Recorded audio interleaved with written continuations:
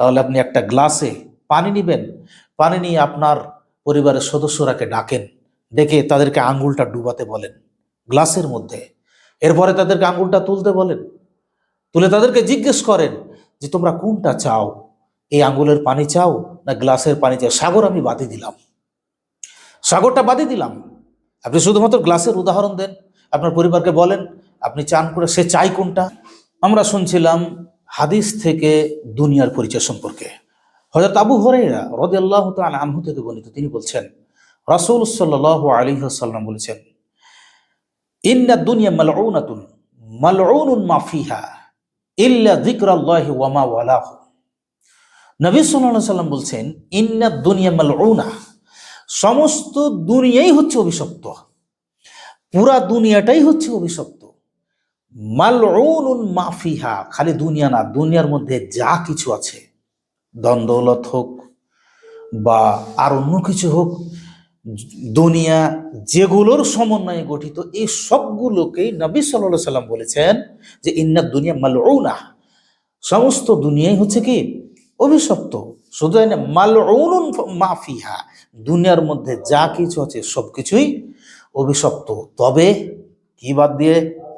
ইল্লা যিকরাল্লাহি ওয়া মা ওয়ালাহু, তবে আল্লাহ তাআলার জিকির, আল্লাহ তাআলার জিকির এবং এ সম্পর্কিত যা আছে, আল্লাহ সম্পর্কিত যা কিছু আছে, এগুলো ব্যতীত আর কি, ওয়া আলিমান ওয়া মুতাআল্লিমান, আর জ্ঞানী ব্যক্তি এবং যে জ্ঞান অর্জন করে, ইলম অর্জন করে, এরা ব্যতীত বাকি যা কিছু আছে সব, পুরো দুনিয়াটাই হচ্ছে কি অভিশপ্ত। তার মানে আমরা আল্লাহ তাআলার বিধানের বাইরে যা কিছু করি, আমরা দ্বীনি জ্ঞান অর্জনের বাইরে, অথবা যেই জ্ঞান দ্বীনকে বুঝতে, ইসলামকে বুঝতে, আল্লাহ তাআলাকে চিনতে সহযোগিতা করে, এই জাতীয় জ্ঞান বাদ দিয়ে আমরা যা কিছু করি না কেন, আমাদের এই সব কথা কাজ এসবগুলোই অভিশপ্তের অন্তর্ভুক্ত। সুতরাং আমাদেরকে অবশ্যই অবশ্যই এই দুনিয়ার মধ্যে শুধুমাত্র আল্লাহ তাআলা যেটা ভালোবাসেন, যেটা চান, এমন কাজ করা উচিত, এমন কথা বলাই উচিত। আবু হুরায়রা থেকে বর্ণিত অন্য একটি হাদিস, যে নবী সাল্লাল্লাহু আলাইহি সাল্লাম বলছেন, মিন হুসনে ইসলামিল মারই তারকুহু মা লা ইয়ানিহি, কোন ব্যক্তির ইসলামিক সৌন্দর্য হচ্ছে এটা, যে যেটা অযাচিত কাজ, যেটার কোনো মূল্য নেই, মূল্যহীন কাজ, যেটার কোনো উপকার নেই, এরকম কাজ ছেড়ে দেয় হচ্ছে কোনো ব্যক্তির ইসলামিক সৌন্দর্য। আল্লাহ নবী কিন্তু ক্ষতির কথা বলেননি, যেটা ক্ষতি ওটা তো ক্ষতি, ওটা তো পাপ। কিন্তু আল্লাহ নবী বললেন কি, যে যেই কাজে কোনো লাভ নেই, উপকার নেই, এরকম কাজও ছেড়ে দেওয়া হচ্ছে ব্যক্তির ইসলামিক সৌন্দর্যের পরিচয়। সুতরাং আমরা এই দুনিয়াতে থাকা অবস্থায় আমরা যেটা বলি না কেন, যেটাই করি না কেন, সবকিছু যেন আমাদের আল্লাহ তাআলা কেন্দ্রিক হয়, তাহলে আমরা এই দুনিয়াতে সফলতা লাভ করব। আরেকটি আমরা উদাহরণ শুনব হাদিস থেকে। নবী সাল্লাল্লাহু আলাইহি সাল্লাম কত সুন্দর করে দুনিয়ার পরিচয় আমাদের কাছে তুলে ধরেছেন। মুস্তাওরিদ ইবনে সাদ্দাদ তিনি বলছেন, ক্বালা রাসূলুল্লাহ সাল্লাল্লাহু আলাইহি ওয়াসাল্লাম, মা দুনিয়া ফিল আখিরাহ, পরকালের তুলনায় দুনিয়া কিচ্ছু নাই, পরকালের তুলনায় দুনিয়া কিছুই নাই। তবে কতটুকু? ইল্লা কামা ইয়াজআলু আহাদুকুম ইসবাহু হাযিহি ফিল ইয়াম্মি, তবে অতটুকুই, কেউ যেন তোমাদের তার আঙ্গুলটা সাগরের মধ্যে ডুবাই।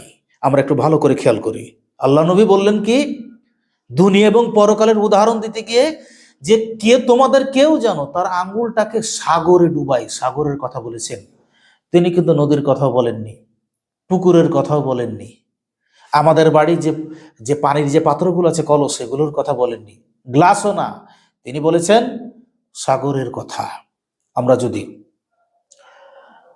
এই দুনিয়ার পরিচয় সম্পর্কে জানতে চাই, যদি আমাদের পরিবারকে জানাতে চাই, তাহলে আপনি একটা গ্লাসে পানি নেবেন, পানি নিয়ে আপনার পরিবারের সদস্যরাকে ডাকেন, ডেকে তাদেরকে আঙ্গুলটা ডুবাতে বলেন গ্লাসের মধ্যে। এরপরে তাদেরকে আঙ্গুলটা তুলতে বলেন, তুলে তাদেরকে জিজ্ঞেস করেন যে তোমরা কোনটা চাও, এই আঙ্গুলের পানি চাও না গ্লাসের পানি চাও? সাগর আমি বাদই দিলাম, সাগরটা বাদই দিলাম। আপনি শুধুমাত্র গ্লাসের উদাহরণ দেন, আপনার পরিবারকে বলেন আপনি চান করে সে চাই কোনটা, সে নিশ্চয়ই গ্লাসটাই চাইবে। এরপর আপনি আপনার পরিবারকে বলুন যে তুমি যে তোমার আঙ্গুলের আগালে যে পানির ফোঁটাটা দেখছো না, এটি হচ্ছে দুনিয়া, বাকি পুরোটাই হচ্ছে পরকাল, বাকি পুরোটাই পরকাল। অতঃপর নবী সাল্লাল্লাহু আলাইহি সাল্লাম বলছেন যে ফাল ইয়ানজুর বিমা ইয়ারজিউ, অতঃপর সে আঙ্গুলটাকে ডুবিয়ে যেন দেখে তার আঙ্গুলে কি পরিমাণ পানি নিয়ে আসলো। এই আঙ্গুলের পানিটুকু হচ্ছে দুনিয়া, বাকি পুরো সাগর হচ্ছে পরকাল। বলুন তো আপনি কি চান? আপনি ওই আঙ্গুলের পানি চান না সাগরটাকে চান? অবশ্যই আপনি সাগর চান, সাগর সমপরিমাণ চান। যদি তাই চেয়ে থাকেন তাহলে আপনাকে সেই অনুযায়ী আমল করতে হবে। কিন্তু আমার আপনার আমল সেটা কি প্রমাণ করে যে আমরা সাগর চাই? না, এটা প্রমাণ করে না। আমরা ওই আঙ্গুলের পানির পিছনে লেগে আছি। আপনাদের এরই সাপোর্টে আরেকটা হাদিস বলে, হাদিসে কুদসি, মুসলিম শরীফের হাদিস, আবু যর থেকে বর্ণিত, যে নবী সাল্লাল্লাহু আলাইহি সাল্লাম বলছেন যে আল্লাহ তাআলা বলেন, বড় হাদিসের একটা অংশ, তিনি বলছেন ইয়া ইবাদি, হে আমার বান্দারা, লাউ আন্না আউয়ালাকুম ওয়া আখিরাকুম, যদি তোমাদের সর্বপ্রথম থেকে শুরু করে সর্বশেষ ব্যক্তি পর্যন্ত, ওয়া জিন্নাকুম ওয়া ইনসাকুম, এবং তোমাদের সমস্ত জিন এবং সমস্ত ইনসান, ক্বামু ফি সাঈদিন, যদি একটা মাঠে একত্রিত হয়। আল্লাহ নবী কি বললেন? পৃথিবীর সৃষ্টির সূচনা লগ্ন থেকে আদম আলাইহিস সালাম থেকে শুরু করে একেবারে কিয়ামত পর্যন্ত যে জন্মগ্রহণ করবে, এই শুরু থেকে সমস্ত মানুষ, আল্লাহ নবী শুধু মানুষের কথা বলেননি, আল্লাহ পাক শুধু মানুষের কথা বলেননি, তিনি বলেছেন মানুষ এবং জিন, এই সমস্ত যা কিছু আছে সবাই যদি একটা মাঠে একত্রিত হয়, ফাসআলুনি, সবাই আমার কাছে চাই, ফাআতাইতু কুল্লা ইনসানিন মাসআলাতাহু, আমি প্রত্যেকটা মানুষকে তার চাওয়া অনুযায়ী দিয়ে দিলাম।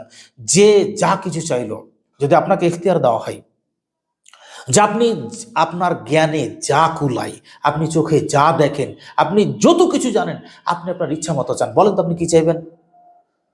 আপনি মনে মনে চান যে আমি এতগুলো চাইলাম, আপনি তো একটা পার্সন মাত্র। কিন্তু আল্লাহ নবী বলেছেন কি জানেন? যে আল্লাহ তাআলা বলছেন একেবারে আদম আলাইহিস সালাম থেকে শুরু করে পৃথিবীর সর্বশেষ মানুষটা পর্যন্ত, শুধু মানুষ না, জিন জাতি সহ সবাই যদি মাঠে একত্রিত হয়ে আল্লাহ তাআলার কাছে তাদের নিজের ইচ্ছে মতো চায়, অতঃপর আল্লাহ তাআলা বলছেন কি, ফাআতাইতু কুল্লা ইনসানিন মাসআলাতাহু, আমি প্রত্যেকটা জিনকে, প্রত্যেকটা মানুষকে তাদের চাহিদা অনুযায়ী সব কিছু দিলাম।